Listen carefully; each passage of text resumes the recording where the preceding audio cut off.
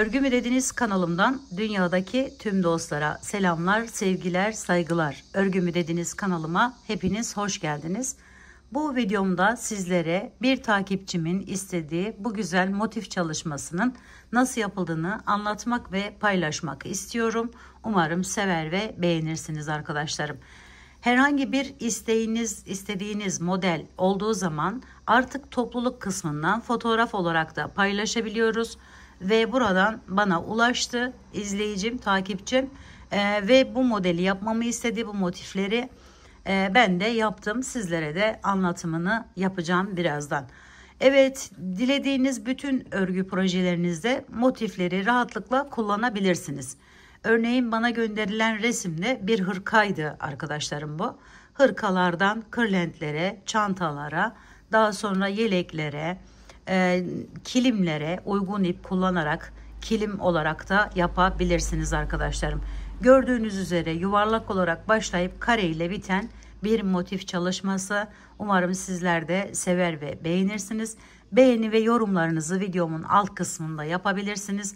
Ayrıca paylaşımda bulunarak daha çok kişilere ulaşımını sağlayabilirsiniz arkadaşlar. Evet, şimdi gelin bu güzel motif çalışmasına hemen geçelim arkadaşlarım. Motifimi yaparken kullanmış olduğum ipim Alize Cotton Gold'un. Bunun numarası 5067. Diğeri de kiremit rengi olan ise 36 arkadaşlarım. Öncelikle ortasından bu rengimizle başlıyoruz. Şöyle bir halka yaptım. Tığım da 3,25 milim oldu arkadaşlar. Halkayı yaptıktan sonra bu şekilde alıyorum. İçinden çıkarttım. Bir tane zincir çekiyorum. Sonra biraz yükselip şu şekilde alıp arkasından önüne doğru getirdim ve ikili trabzan yapıyorum. Şimdi bu işlemi 8 defa tekrarlıyorum arkadaşlar. 1 2 3 tane zincir çekiyorum. Araya üzerine bir alıyorum ve buraya bakın şu şekilde 1 2 3 üçlü trabzan şeklinde yapıyoruz ama üzerine bir alıyoruz. 1 2 3 zincir, üzerine bir aldım ve buradan giriş yapıyorum. 1 2 3 defa da çekiyorum. 1 2 3 zincir, 8 tane bu şekilde yer yapıyoruz.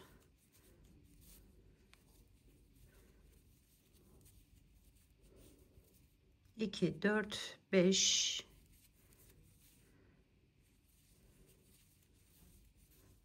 6,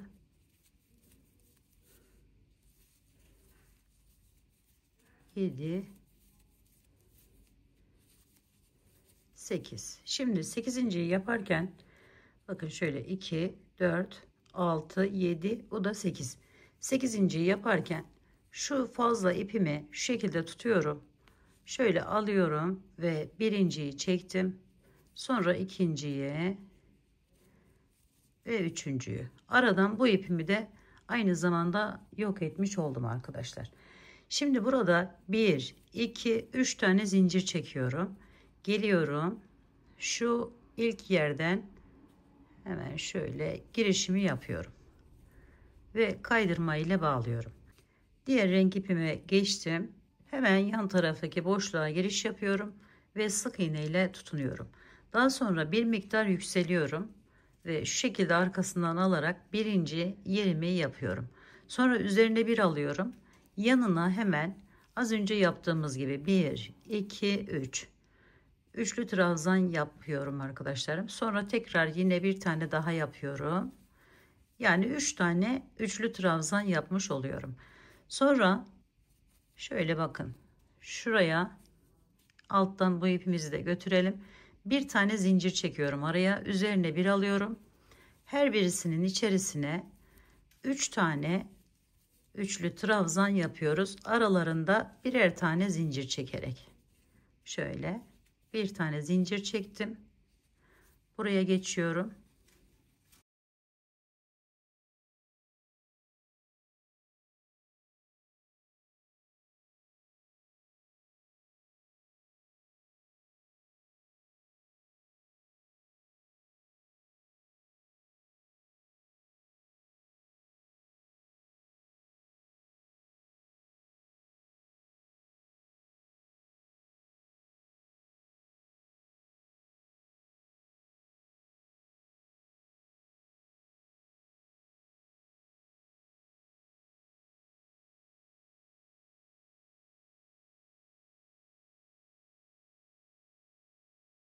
Son yere geldim. Yine 3 tane üçlü trabzanımı yapıyorum. Şimdi aradaki bir tane zincirim vardı. Bakın şunu çıkartıyorum yukarıya. Şöyle aldım.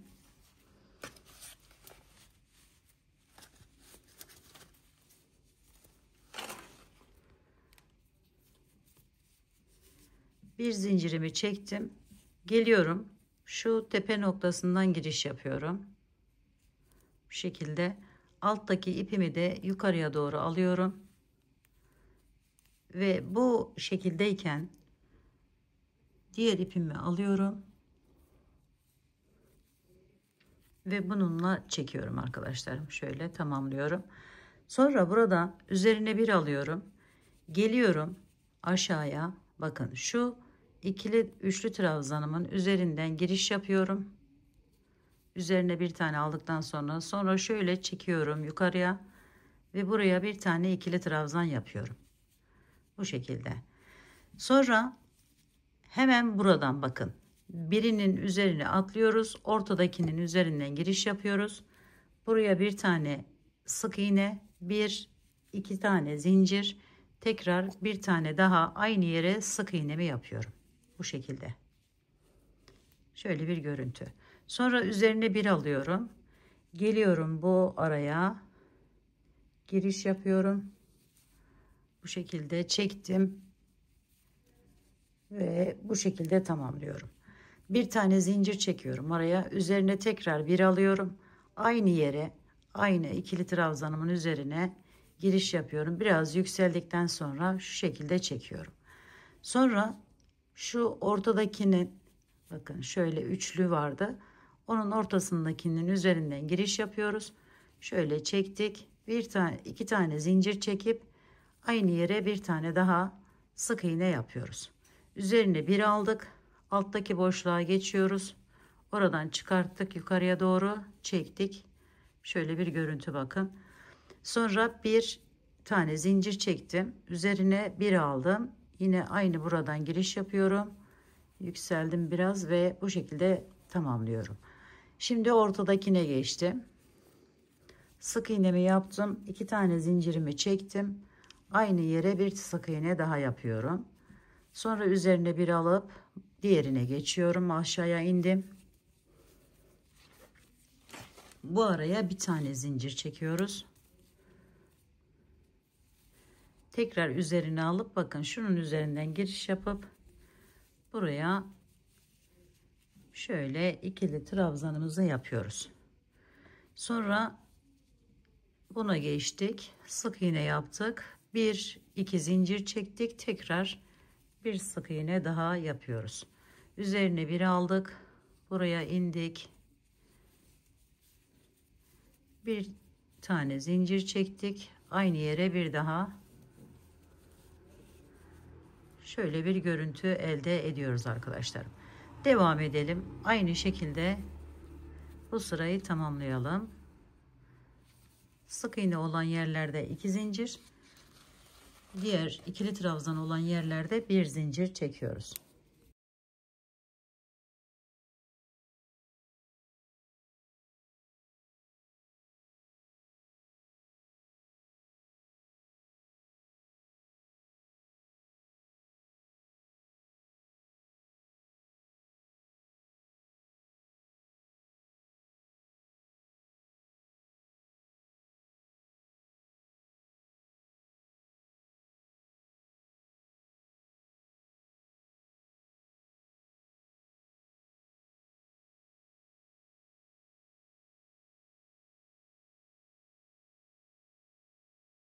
Birini yapmıştım. Şimdi ikinciyi de aynı şekilde giriş yapıyorum. Ve bu şekilde tamamlıyorum. Bir zincirimi çektim. Buradan giriş yapıyorum. Bu ipimi yukarıya doğru alıyorum. Bu şekilde bağlıyorum. Şimdi diğer renk ipime geçiyorum. Onu buradan bağladım. Evet, buraya hemen sık iğnemden sonra şu şekilde aldım. Bir tane ikili trabzan yaptım. Sonra üzerine bir alıyorum. Aynı yerin içerisine, aynı boşluğa bir tane çakma sık iğne yapıyorum. Bir iki zincir çektim, üzerine bir aldım. Bakın burayı geçip buraya geçiyorum, bir diğerine yani. Oraya önce bir tane çakma sık iğnemi yapıyorum. Sonra üzerine bir alıyorum.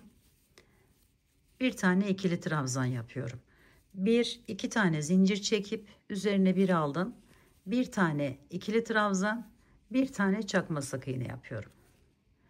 Bir iki zincir çektim, üzerine bir aldım. Diğerine geçiyorum arkadaşlarım. Bakın şuraya. Buraya da bir tane çakma sık iğne, üzerine bir aldık. Bir tane ikili trabzan. Şöyle. Devam edelim. 2 zincir çektim. Yine bir tane ikili trabzan, bir tane çakma sık iğne. Bir iki zincir üzerine aldım. Hemen diğerine geçiyorum. Bütün bu aradaki yapmış olduğumuz yerlere bu işlemi uyguluyoruz arkadaşlar.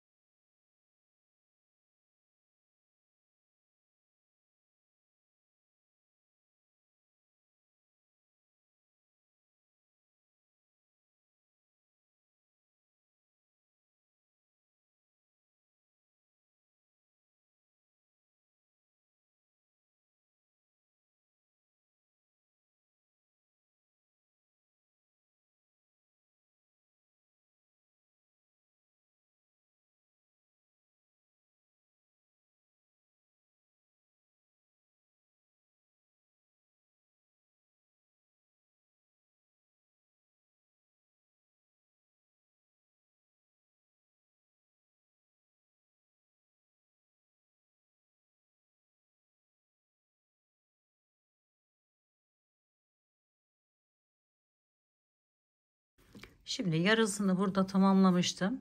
Diğer şimdi çakma sık iğnemi yaptım. Sonra üzerine bir aldım ve ikili trabzanımı buraya yapıyorum. Sonra bir iki tane zincirimi çektim. Geliyorum buraya. Buradan giriş yapıyorum. Şöyle bağladım. Sonra arkadaşlarım diğer renk ipimi alıyorum. Ve onu bağladıktan sonra geri dönüyorum. Bakın şu şekilde. Buraya bir tane sık iğnemi yap. Evet, sık iğnemi yaptıktan sonra üzerine bir alıyorum. Buraya geliyorum bakın. Şu burayı atlayıp bakın şuradan giriş yapıyoruz şu şekilde. Buraya bir tane şöyle ikili trabzanımızı yapıyoruz. 1 2 3 tane zincir çektim. Aynı yerin içerisine bir tane daha ikili trabzan yapıyorum bu şekilde. Sonra geliyorum buraya bağlıyorum. Arada hiç zincir çekmiyorum burada. 1 2 burada zincir çektim. Şu şekilde bağladım. Sonra üzerine bir aldım. Aşağıya iniyorum bakın.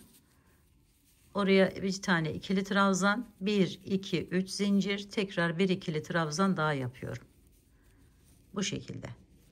Şimdi zincir çekmeden hemen bu boşluğa giriş yapıyoruz.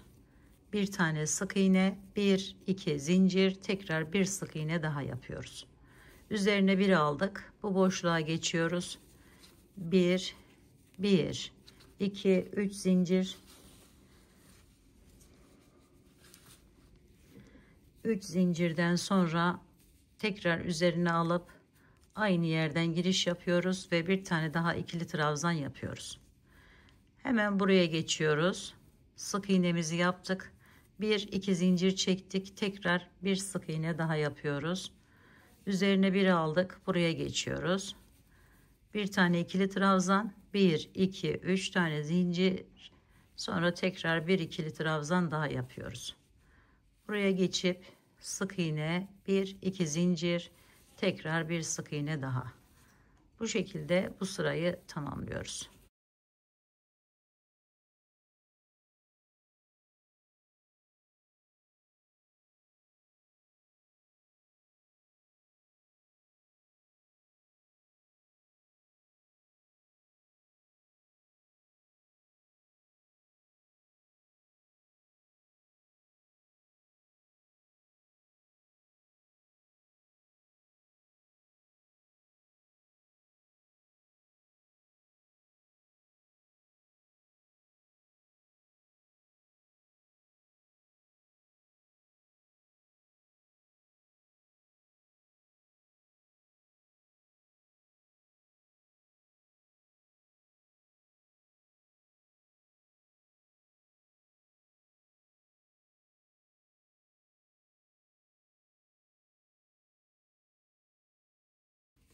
Evet, şimdi son yere geldim. Yine sık iğnemi yapıyorum. Bir iki tane zincirimi çektim, geliyorum buradan giriş yapıyorum. Bu ipimi yukarıya aldım, şöyle kaydırarak bağladım.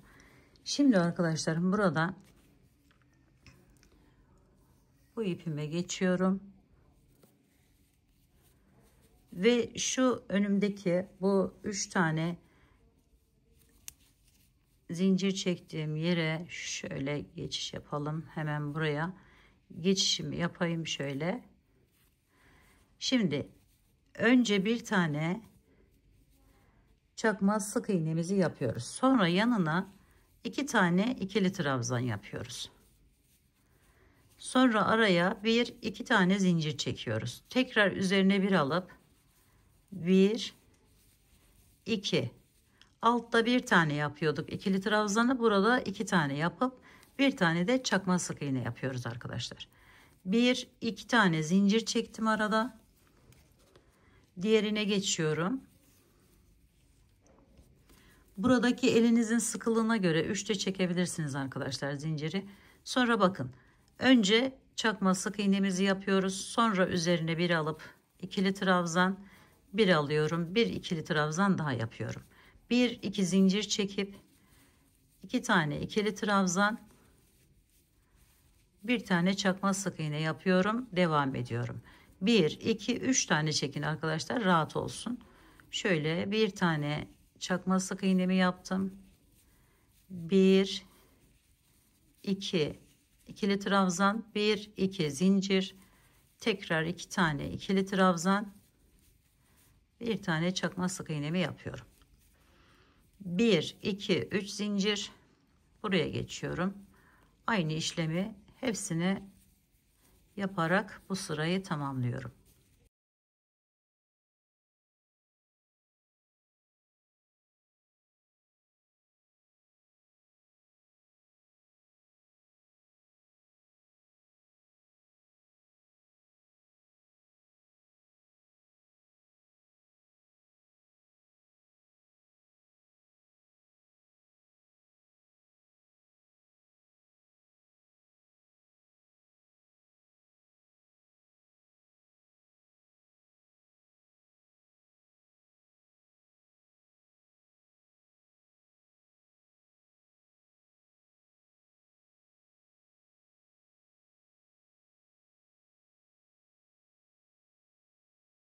Şimdi buradan 3 zincirimi çektim, geliyorum hemen buraya bağlıyorum. Alttaki ipimi yukarıya doğru kaydırdım. Şimdi ona geçiyorum. Şu şekilde. Burada arkadaşlar şöyle bir, önce şu aşağıya giriş yapalım. Şu şekilde bağladım. Daha sonra bunu üçlü trabzan boyutuna getirmek için bir yaptık, 2 3 defa da tamamlıyorum. Sonra bir iki zincir çektim ve geliyorum, bunun tepesinden giriş yapıyorum. Bu şekilde bir iki zincir çektim, buraya bağlıyorum. Aynısından bir tane daha yapıyoruz. Bir iki zincir çekiyoruz, üzerine 2 doladık, geliyoruz,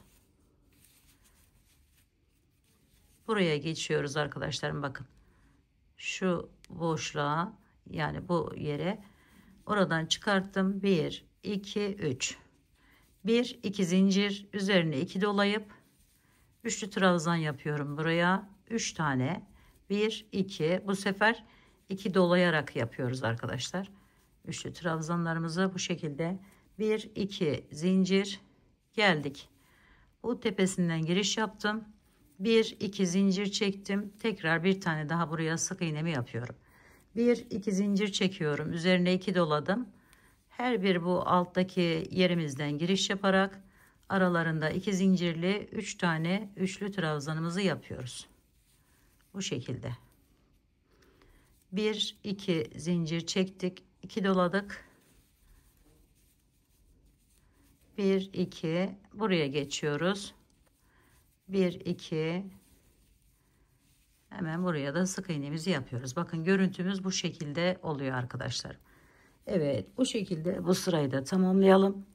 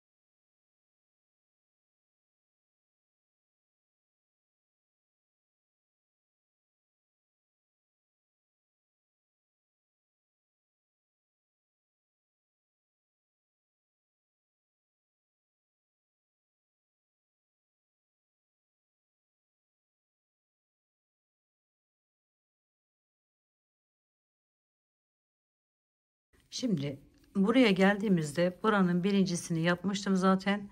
Hemen yanına iki tane daha üçlü trabzanımı yapıyorum. Bir iki zincir, tekrar alıp bakın bu şekilde bir iki zincir çektim. Geliyorum buraya bağlıyorum arkadaşlarım. Bu şekilde alttaki ipimiz duracak. Onu birazdan yukarıya doğru alacağız.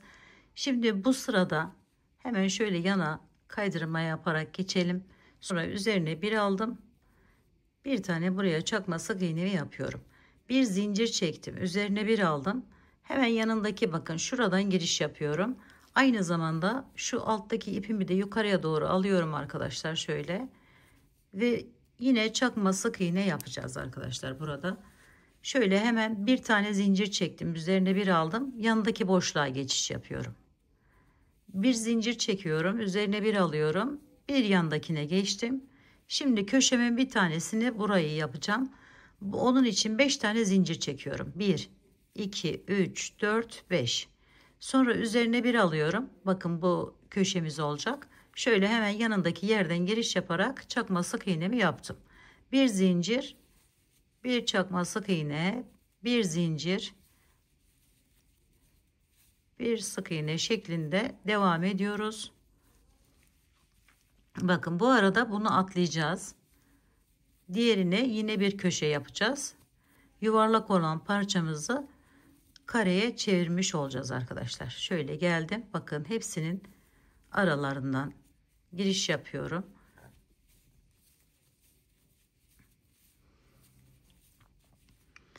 Şimdi bakın burası bir köşemiz. Ortada bir tanesini atladık. Şimdi buna geçtik. Yine bir köşe yapacağız. 1, 2, 3, 4, 5 zincir çekerek sonra gelip hemen yanındaki yerden giriş yapıp sık iğnemizi yapıyoruz. Çakma sık iğne. Bir zincir devam ediyoruz. Yine bu arada da bir tanesini atlayacağız. Şöyle yani burayı normal şekilde devam edeceğiz.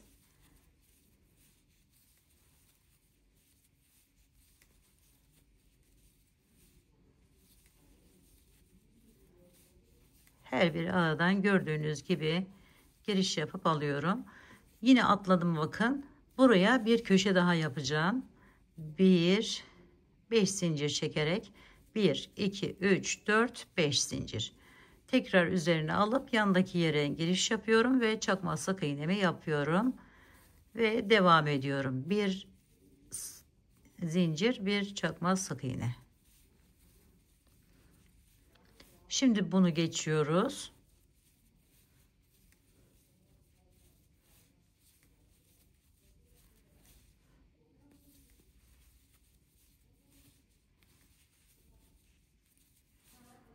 Evet, buna dördüncü köşemizi yapıyoruz arkadaşlarım. 1 2 3 4 5, bir tanesini atladık bakın. Şu aradakini 5 zincir çektim. Üzerine bir aldım. Hemen dibindeki yere bu şekilde sık iğnemi yapıyorum. Devam ediyorum.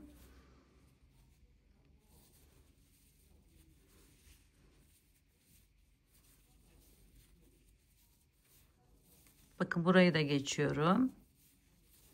Ortadaki yerim ve son olan yerim burası. Şimdi burada yine bir zincirimi çekiyorum. bu ipimi şöyle bağlarken bunu da alttan yukarıya doğru kaydırma ile şöyle getirdim.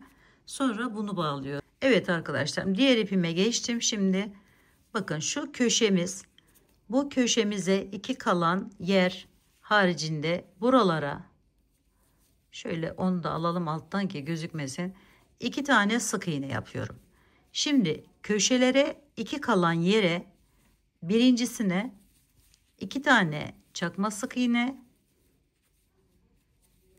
2 tane ikili trabzan,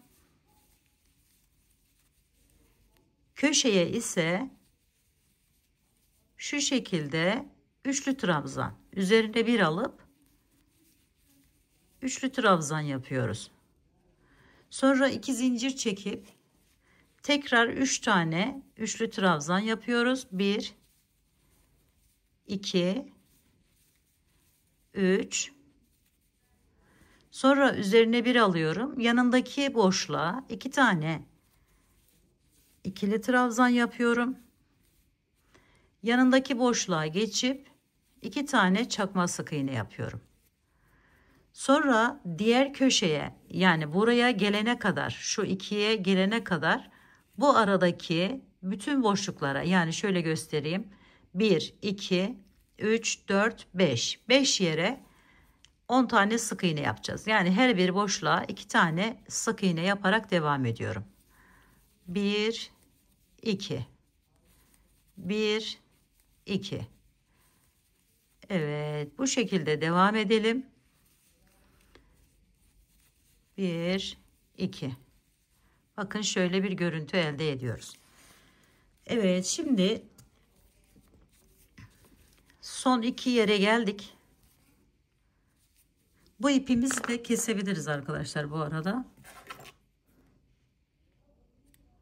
Şöyle biraz ip bırakıp onu daha sonra aradan yok ederiz. Şimdi burada 2 kaldı bakın. Hemen üzerine bir alıp 2 tane çakma sık iğne, 2 tane hemen yanındaki boşluğa ikili trabzan, sonra üzerine bir alıp üçlü trabzan. 3 tane, 2 ve 3. 2 zincir çekiyorum araya. Tekrar 3 tane üçlü trabzan ama üzerine bir alıyoruz. 2 ve 3. Sonra 2 tane ikili trabzan yapıyoruz yanındaki boşluğa. Sonra 2 tane çakma sık iğne yapıyoruz yanındaki boşluğa ve toplam 10 tane, her bir kutucuğun içerisinde ikişer tane sık iğne yaparak üçlü çakma sık iğne yerimize kadar geliyoruz arkadaşlar. Şöyle 2 tane 2 tane.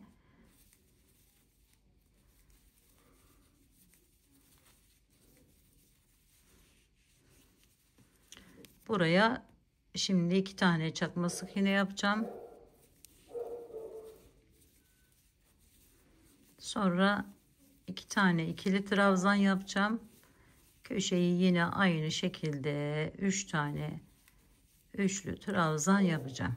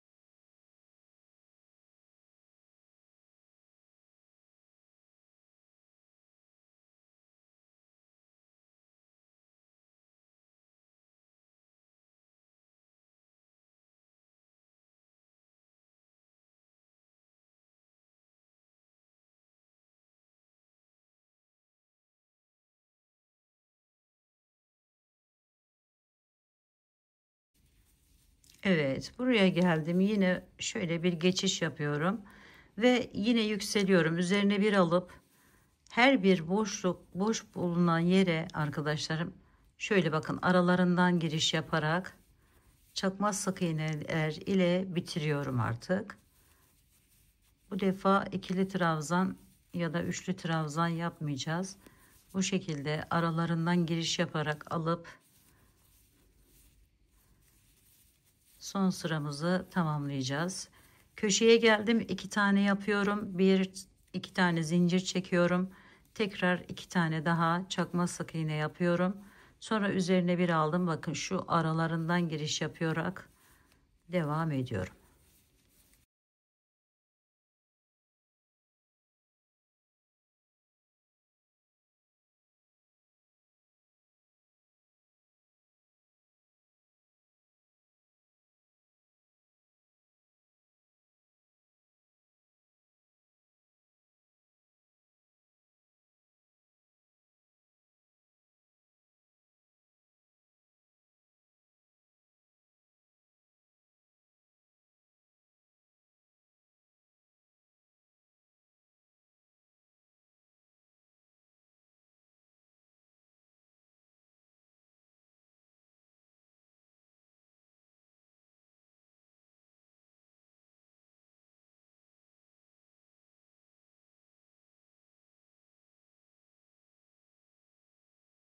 Evet, bakın bu şekilde motifimizi tamamlamış olduk. Şimdi birazcık birleştirmesinden bahsetmek istiyorum sizlere.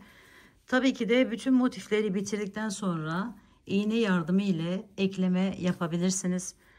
Bakın şöyle birkaç çeşit, size 2 çeşit birleştirme göstereceğim. Şu arkadaşlarım, burayı 4. motifi yaparken buraları birleştirin. Bakın şimdi şöyle giriş yapıyorum hemen üstündekine ve bağlıyorum. Tekrar buradaki motifimi aldım. Bunun da karşılık gelen yerinden giriş yapıyorum. Şöyle bakalım tersi olmasın.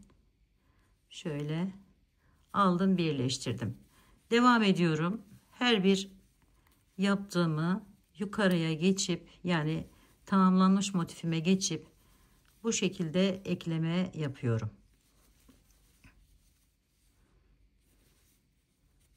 Şimdi bu bir tanesi.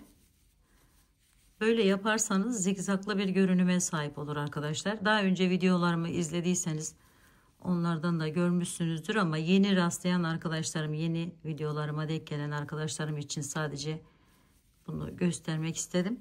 Bakın şöyle bir görüntü elde edersiniz bu şekilde birleşim yaparsanız. Bir de arkadaşlar şöyle var. Şimdi aldım, sık iğnemi yaptım, sonra ipimi bakın çıkartıyorum, buradan alıyorum, tekrar üzerine alıp diğerine geçtim, onu ördüm, çıkartıyorum, buradan aradan giriş yapıp alıp birleştirdim. Bir de bu şekilde yapabilirsiniz arkadaşlar, hangisi hoşunuza giderse. Bunlar da olmaz derseniz şayet şeyle de yapabilirsiniz arkadaşlarım, iğne yardımıyla dikebilirsiniz. Bu işlemi motiflerinizi tamamen bitirdikten sonra da yapabilirsiniz. Ama ekleyerek, hani böyle motifi yaparak ekleye ekleye de devam edebilirsiniz. Sonra uğraşmak istemezseniz. Evet, şöyle. Bakın birinin görünümü bu şekilde, birinin görünümü bu şekilde. Şöyle birleşip devam ediyor arkadaşlarım. Evet, bir de buhar ütüsüyle bu hale geliyor. Özellikle Alize Cotton Golden ipini kullanıyorsanız kesinlikle buhar ütüsü yapın derim arkadaşlar. Yapacak olan arkadaşlarıma şimdiden kolaylıklar diliyorum. Örgümü dediniz, kanalıma abone olmayı, beğenmeyi, yorum yapmayı, paylaşımda bulunmayı unutmazsanız çok mutlu olurum. Bir dahaki en farklı, en değişik örgü model, teknik ve tasarımlarında görüşmek üzere. Hoşça kalın, sağlıkla kalın, Allah'a emanet olun arkadaşlar.